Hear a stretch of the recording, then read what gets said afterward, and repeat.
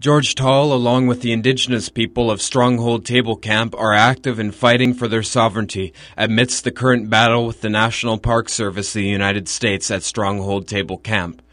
Stronghold was the place where the Lakota, along with their allies, made a stand to protect themselves from the American Army on December 29th of 1890, who had just murdered over 200 men, women, and children at a small hamlet that today is called Wounded Knee. This was a site which provided sanctuary for all the people to gather during the day-long battles with the European colonialists after the murders at Wounded Knee. For the past 3 weeks, indigenous activists have been finding remains at Stronghold Table Camp. The remains of hundreds and hundreds of people, which paint a picture of an untold story of genocide. Those discovering their ancestors' remains at Stronghold Table Camp are attempting to keep people away from the site and are at a constant battle with the United States Park Service, who wants to cover up the newly found remains and take this land from the indigenous people at Stronghold Table Camp. We spoke to George Tall from Stronghold Table Camp about this struggle. To start off, could you explain the situation at Stronghold Table Camp right now? Okay, this camp is being manned by a Kokala group. A Kokala is a warrior society. And we've been up here since June 21st. We are guarding this area against the destruction of teepee rings and fire rings, and also the human remains that are around here. The grave sites are open with exposed human remains. And during June 21st to the present day, we've also been talked about on the radios and the medias that we are a protest group. If we are protesting, then we are protesting National Park Service taking of Indian land, of treaty land. These lands are treaty lands. I'm sitting at the southern part of the stronghold now, and in front of me is about 1,600 acres of stronghold, and the tables that are around. There's this whole area, this whole Badlands area is very rich in fossils, and it's also very sacred to the Lakota. And the National Park Service has put plans into excavating these fossils. There was a planned dig on August 12th that has since been postponed. I just got word an hour ago that this planned dig is being postponed.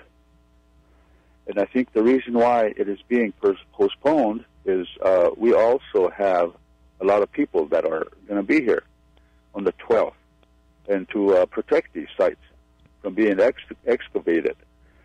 So they're buying for time. I just talked with the president of the Pine Ridge Indian Reservation a few minutes ago, and he told me that there will be no injunction filed at this point, but there is a moratorium in effect until August 27th. And this moratorium is for everybody. And he said everybody.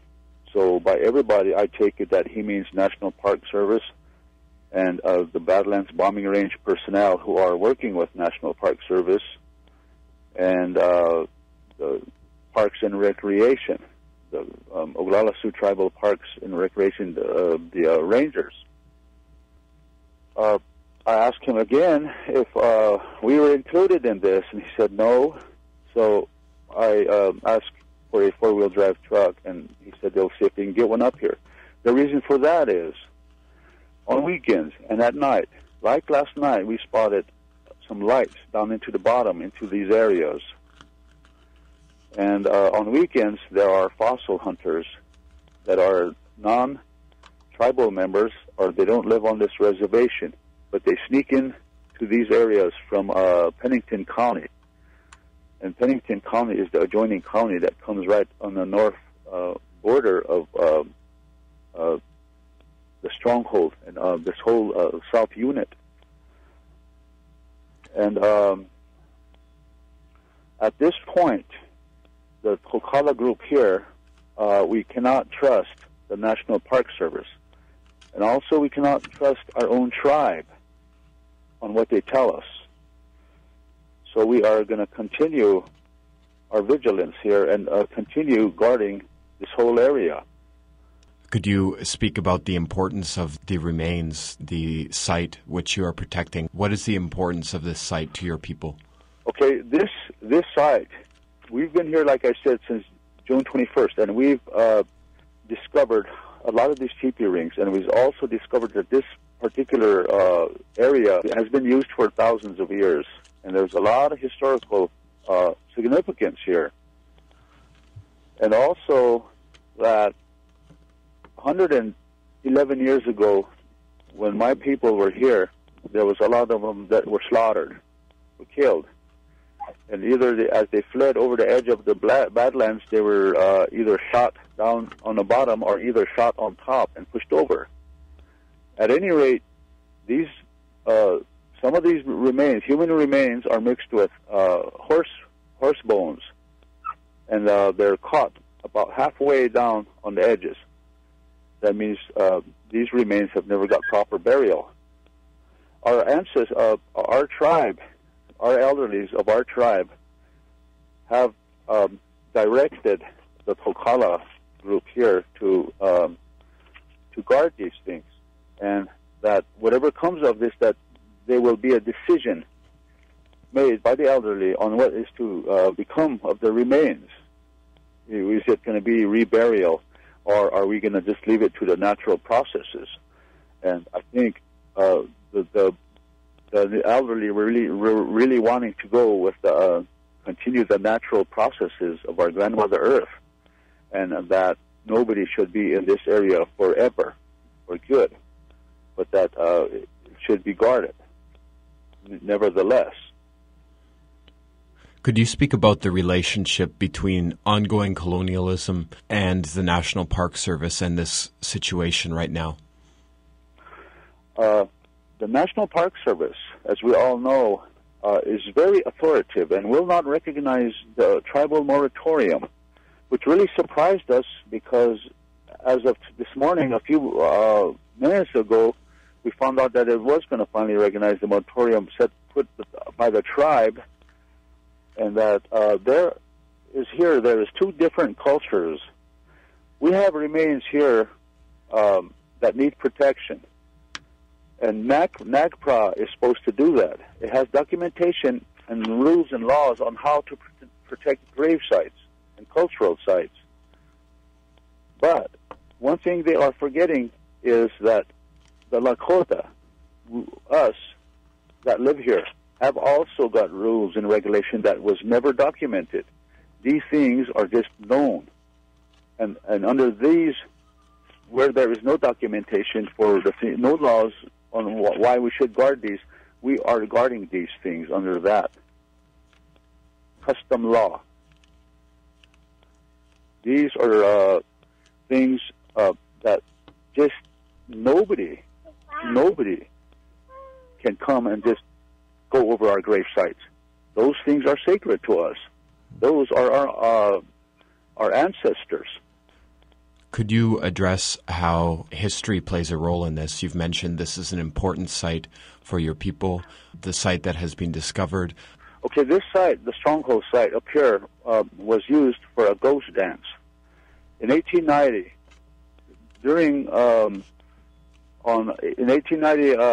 December 29th, Bigfoot and his band were massacred at a small hamlet called Wounded Knee.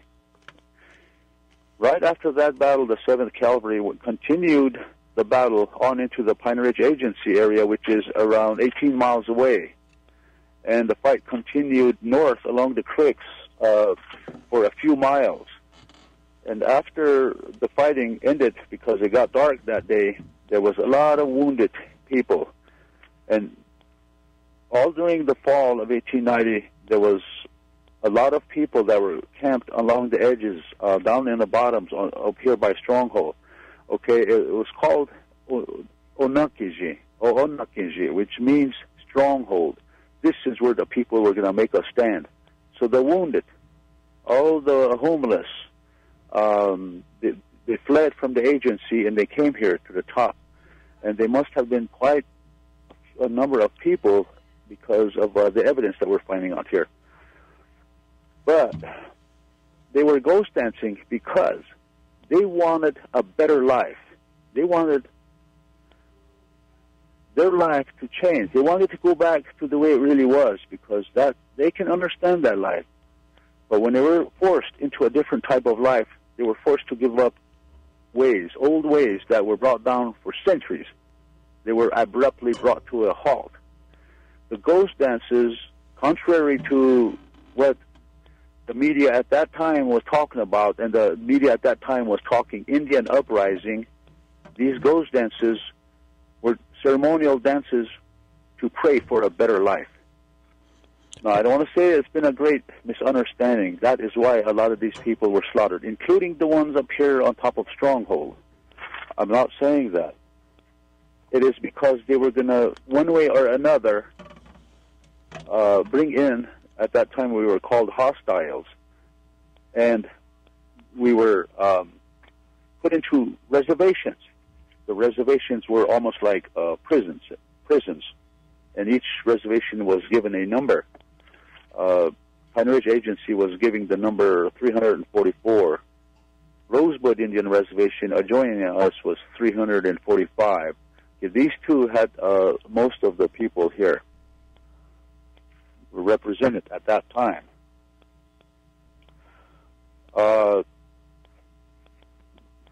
With that in mind, I think the people, the rest of the people, should know. I mean, from this, I want them to know that there has been enough misrepresentation of Indian people today, and we're stereotyped. We want all these to stop. So not only are we fighting for our remains and our land base, we are also fighting for our identity. These remains, cultural sites, they're our fingerprints. These are fingerprints of who we are and that we belong on this land. And nobody can take that away from us, not even the United States of America. And this is what we're fighting for. How do you see things moving ahead in the future? Very slow. The president of the tribe here, I just got done, as I said, I just got done talking to him, told us there will be no injunction, okay?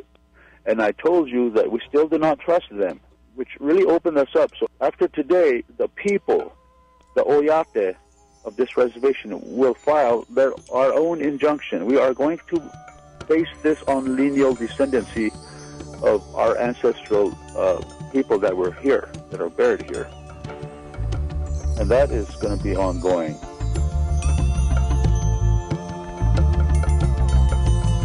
You've been listening to an interview with George Tall about the current battle which is being fought against the National Park Service of the United States over Stronghold Table Camp, Indigenous lands.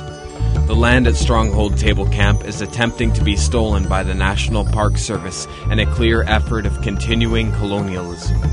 This land possesses the remains of hundreds and hundreds of people in a mass burial which has just recently been discovered by the indigenous people of Stronghold Table Camp. For more information, visit www.stronghold.table.tripod.com.